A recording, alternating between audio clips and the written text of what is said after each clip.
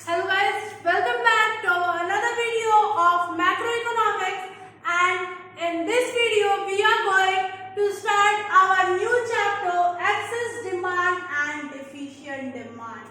So first of all, these all chapters are the series from aggregate demand and aggregate supply related components. Then we read about the investment and income multiplier, and this one is excess demand and deficient demand. ये जो है तीनों एक series chapter है, इसलिए हमने इसको line wise पढ़ा भी है. जिसने भी पहले की वीडियोस नहीं देखी है, फर्स्ट ऑफ ऑल वो जाके पुरानी वीडियोस देखिए, वरना ये समझ में नहीं आएगा. चलिए अब हम चलते हैं अपने चैप्टर पे. Let's get started. So first one is excess demand. Our topic is excess demand. यानी कि excess demand होती क्या है? तो excess demand वो होती है जब हमारी aggregate demand aggregate supply से ज्यादा हो, यानी कि जब हमारी aggregate supply कम हो और उसके कंपैरिजन में aggregate demand ज्यादा हो, तो वो क्या होती है? एक्सेस डिमांड होती है. बट इसमें एक चीज और हमें देखनी है, at full employment level. At full employment level यानी कि जब सब लोग एम्प्लॉयड हैं, सबके पास एम्प्लॉयमेंट है, हमने अपनी पूरी एम्प्लॉयमेंट लगा दी, पूरा प्रोडक्शन पूरा लगा दिया, सब कुछ, फिर भी हमारी सप्लाई से ज्यादा डिमांड है, तो वो क्या होती है? एक्सेस डिमांड होती है. ओके, फिर एक्सेस डिमांड से ही हमारा क्रिएट क्या होता है? Inflationary gap. इन्फ्लेशन के बारे में सबने सुना. इन्फ्लेशन क्या होती है? महंगाई. तो यानी जब डिमांड बढ़ेगी तो महंगाई बढ़ेगी, तो इन्फ्लेशनरी गैप क्रिएट होता है हमारा. किससे? एक्सेस डिमांड से.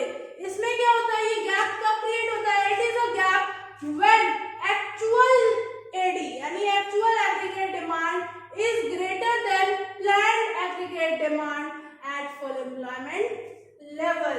यानी कि full employment level पे जब हमारी actual AD planned AD से ज्यादा. actual और planned AD क्या हुई? सपोज कि हमने पूरा full employment लगा दिया और किया 10,000 का प्रोडक्शन. किया कितना? 10,000 का प्रोडक्शन किया, और ये सोच के किया कि हमारी डिमांड कितनी होगी, हमारी एग्रीगेट डिमांड कितने की होगी? 10,000 की होगी. तो ये कौन सी डिमांड थी? प्लान. कौन सी डिमांड थी? प्लान. क्योंकि हमने क्या किया? प्लान किया कि हमारी डिमांड इतनी होगी, बट हमने डिमांड कितने की कर दी? 12,000 की. हमने डिमांड कितने की कर दी? 12,000 की. तो ये जो हमारी एडी हुई, ये क्या हुई? Actual AD. ये क्या हुई? Actual AD. यानी प्लान तो किया गया था कि 10,000 की डिमांड होगी, लेकिन डिमांड कितने की हो गई? 12,000 की. तो ये जो 2,000 हमारा है, ये क्या होता है? हमारा एक्सेस डिमांड. ये क्या है? एक्सेस डिमांड है. अब इसको में ग्राफिकल रिप्रेजेंटेशन भी देखते हैं. Let's see a graphical representation about the inflationary gap और एक्सेस डिमांड.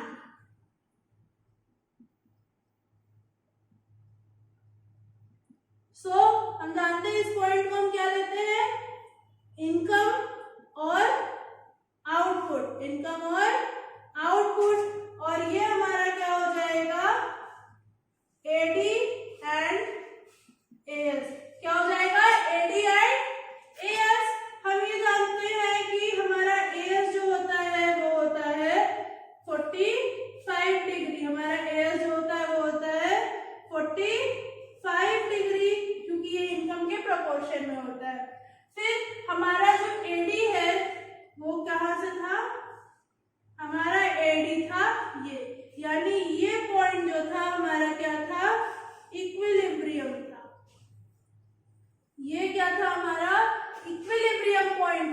लेकिन ये जो हमारी एडी थी ये क्या थी, प्लान्ड थी। क्या थी, प्लान्ड थी। हमने प्लान किया था कि इतने की डिमांड होगी, बट हुआ क्या, डिमांड हमारी हुई इतनी। यानी कि ये जो पॉइंट है EF, इसे हम किससे डिनोट करते हैं, EF, यानी कि इन्फ्लेशनरी गैप से। तो ये जो हमारा गैप बना ये क्या था हमारा,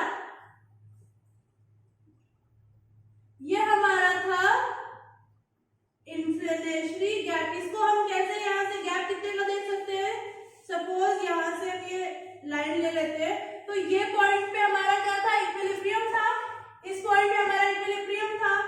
तो यहाँ से ये जो पॉइंट हुआ, ये जो पॉइंट है ये पूरा क्या है हमारा, ये इन्फ्लेशनरी गैप है। ये क्या है हमारा, इन्फ्लेशनरी गैप है। और ये जो हमारी एडी थी वो क्या थी, एक्चुअल थी। ये क्या थी, एक्चुअल एडी थी, यानी कि इतने की डिमांड हुई, लेकिन सोच के क्या रखे थे कि डिमांड कितने की होगी, इतने की होगी। ये था हमारा इन्फ्लेशनरी गैप। इस पॉइंट को हम क्या कहते हैं, इन्फ्लेशनरी गैप कहते हैं। क्यों, क्योंकि यहाँ जो हमारा प्लान्ड एडी है और ये हमारा एक्चुअल एडी है, तो एक्चुअल एडी हमारा प्लान्ड एडी से ज्यादा है, तो वो पॉइंट ऑफ टाइम हमारे पास क्या आता है, इन्फ्लेशनरी गैप।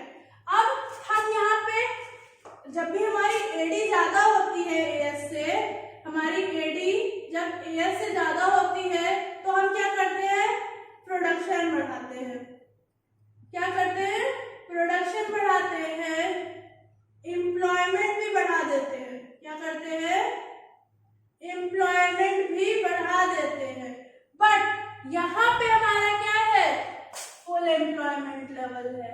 क्या है, फुल एम्प्लॉयमेंट लेवल है, यानी कि हमने अपना पूरा आउटपुट लगा दिया है, तो ना हम प्रोडक्शन बढ़ा सकते हैं ना हम एम्प्लॉयमेंट बढ़ा सकते हैं, क्योंकि हमारा फुल एम्प्लॉयमेंट लेवल अचीव्ड है। यानी अब कोई भी ऐसा पर्सन नहीं है जो विलिंग टू वर्क है या एबल है काम करने के। जो एबल थे, जो विलिंग थे, उनको हमने जॉब दे दी, वो वर्क कर रहे हैं, वो सब अपनी इनकम अर्न कर रहे हैं। एट दैट पॉइंट हम ना एम्प्लॉयमेंट बढ़ा सकते हैं ना प्रोडक्शन बढ़ा सकते हैं। तो ये हमारा क्या होता है, इन्फ्लेशनरी गैप। अब हम इसके रीजंस देखेंगे और इफेक्ट देखेंगे कि ये जो इन्फ्लेशनरी गैप था, जो एक्सेस डिमांड थी, उसकी हमारी इकोनॉमी पे क्या क्या इफेक्ट पड़ते हैं और क्या क्या रीजंस है किसकी वजह से ये क्रिएट होता है।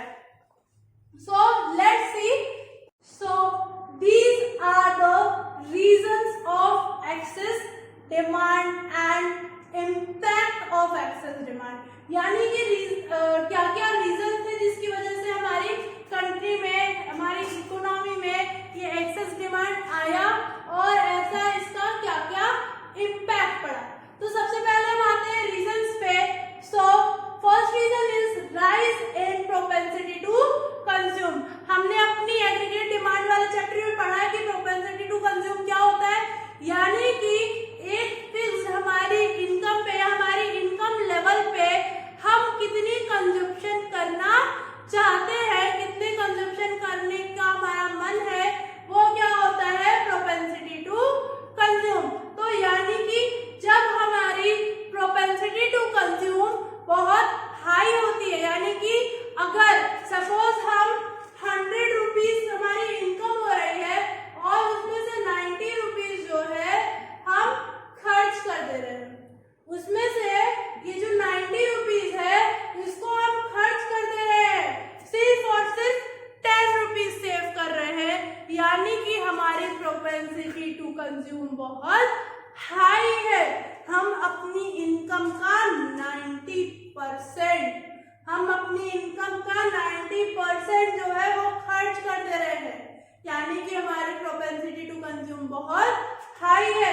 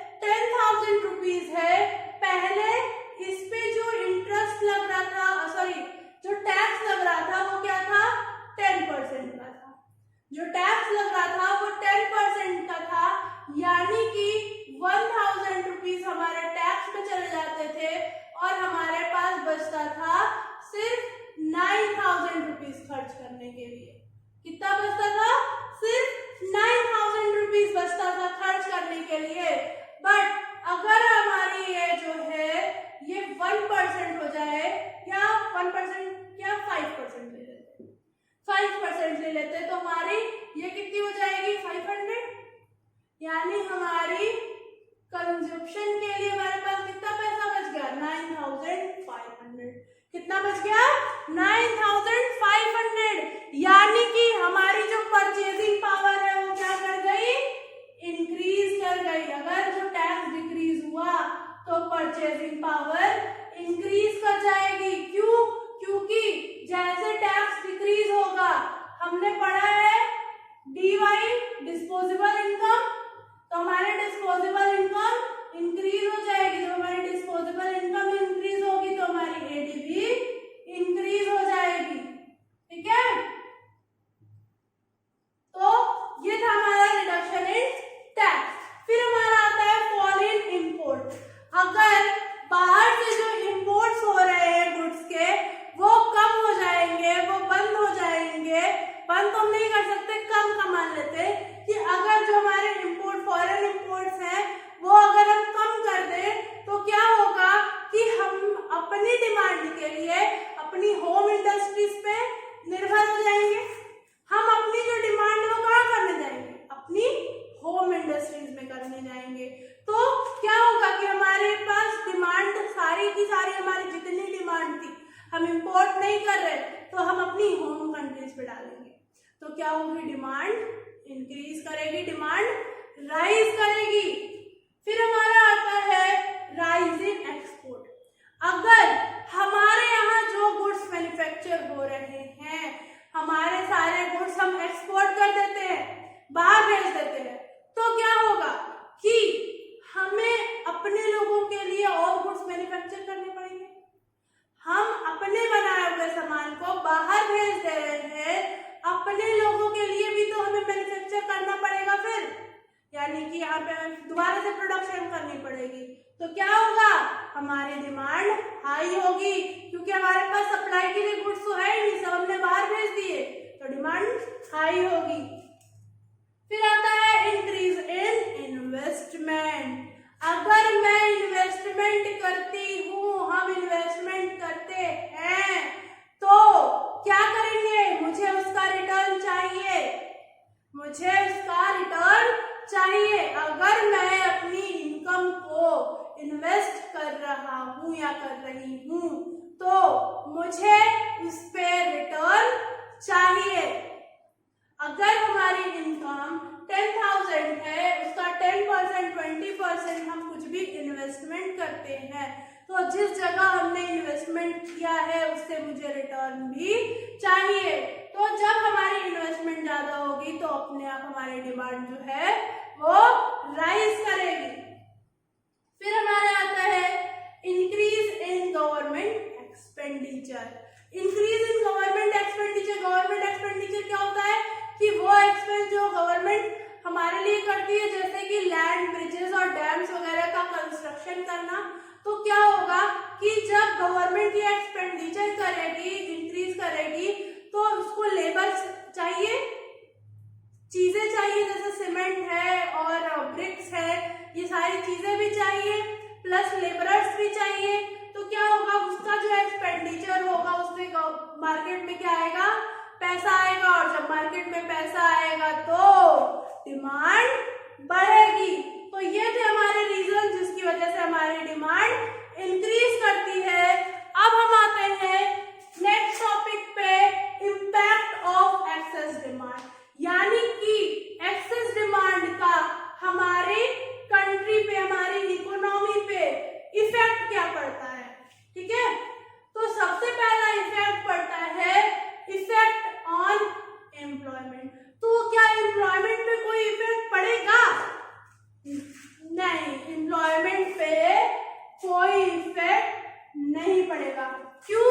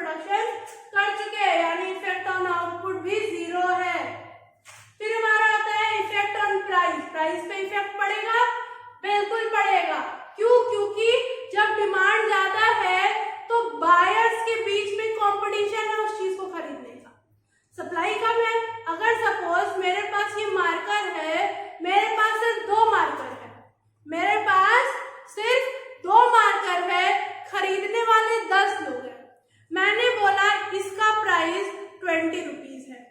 तो जिस पर्सन उन बायर्स में जब कंपटीशन ज्यादा होगा तो वो बोलेगा भाई मैं तो तुम्हें 40 रुपीज दे दूंगा, तुम मुझे ये मार्कर दे दो, मैं तुम्हें 40 रुपीज दे दूंगा, तुम मुझे ये मार्कर दे दो। तो क्या होगा कि जब बायर्स के बीच में कंपटीशन बढ़ेगा तो प्राइसेस हाई हो जाएंगे। Second, effect on producer. तो हमारा इसमें क्या इफेक्ट आया कि हमारा प्राइस जो था हाई हो गया। इफेक्ट ऑन प्रोड्यूसर, प्रोड्यूसर पे क्या इफेक्ट आएगा? प्रोड्यूसर को होगा प्रॉफिट, क्योंकि जब मैंने 20 रुपए के मार्कर के लिए 40 रुपीज ऑफर कर दिया यानी जस्ट डबल, तो उसका प्रॉफिट मार्जिन क्या हो गया? इंक्रीज कर गया। जब प्रॉफिट मार्जिन इंक्रीज करेगा तो क्या होगा? प्रोड्यूसर को होगा प्रॉफिट, प्रोड्यूसर को होगा प्रॉफिट। फिर हमारा आता है इफेक्ट ऑन कंज्यूमर। तो कंज्यूमर पे क्या इफेक्ट पड़ेगा कि कंज्यूमर हमारा लॉस में जाएगा, क्योंकि जब वो हैवी प्राइस पे करेगा, जिस कमोडिटी का डबल प्राइस पे करेगा, तो क्या होगा कि उसका परचेजिंग पावर लो हो जाएगा, परचेजिंग पावर लो हो जाएगा, यानी कि लॉस किसको होगा? कंज्यूमर को होगा। फिर हमारा आता है इफेक्ट ऑन लेंडर। लेंडर यानी जो पैसे देते हैं वो उन पे क्या इफेक्ट आएगा? इनको भी लॉस होगा, इनको भी लॉस होगा। इनको लॉस क्यों होगा? क्योंकि सपोज कि मैंने किसी पर्सन को 10,000 रुपीज दिए, मैंने किसी पर्सन को 10,000 रुपीज दिए और वो बंदा जो है मुझे 2 साल बाद वो पैसे रिटर्न करता है, 2 ईयर बाद वो पैसे रिटर्न करता है 10,000, पूरे 10,000 वो रिटर्न कर दे रहा है। बट जब मैंने उसको 10,000 दिए थे तो उस 10,000 में मैं 10 केजी का वीट परचेस कर लेती। सपोज मैं उस 10,000 में 10 केजी का वीट परचेस कर रही होती, बट जब 2 साल बाद इस पर्सन ने मुझे ये 10,000 वापस किए तो उस टाइम मैं बस 2 केजी परचेस कर सकती हूँ, बस 2 केजी परचेस कर सकती हूँ। ऐसा क्यों? क्योंकि जब उसने मुझसे पैसे लिए थे तब इतनी एक्सेस डिमांड नहीं थी, इतनी महंगाई नहीं थी, बट जब तक उसने पैसे वापस किए तब तक महंगाई बहुत हाई हो गई, प्राइसेस हाई हो गए, और जहां हम उसका 10 केजी परचेस कर सकते थे वहां हम सिर्फ 2 केजी ही परचेस कर सकते हैं। तो यह क्या हुआ? हमारी परचेसिंग पावर यहाँ पे लो हो गई, इसीलिए इसे लॉस हुआ। प्लस इफेक्ट ऑन बॉरोवर क्या होगा? इसको क्या होगा? इसको होगा प्रॉफिट। इसको क्या होगा? प्रॉफिट होगा, क्योंकि जब इसने पैसे लिए थे तब इसने इतने की परचेजिंग कर ली, जब इतने पैसे लिए थे तब इसने इतने की परचेजिंग कर ली, बट जब इसने पैसे वापस किए तो उसकी परचेजिंग पावर गिर चुकी थी, यानी उस टाइम उस पैसे की उतनी वैल्यू नहीं थी जितनी पहले थी।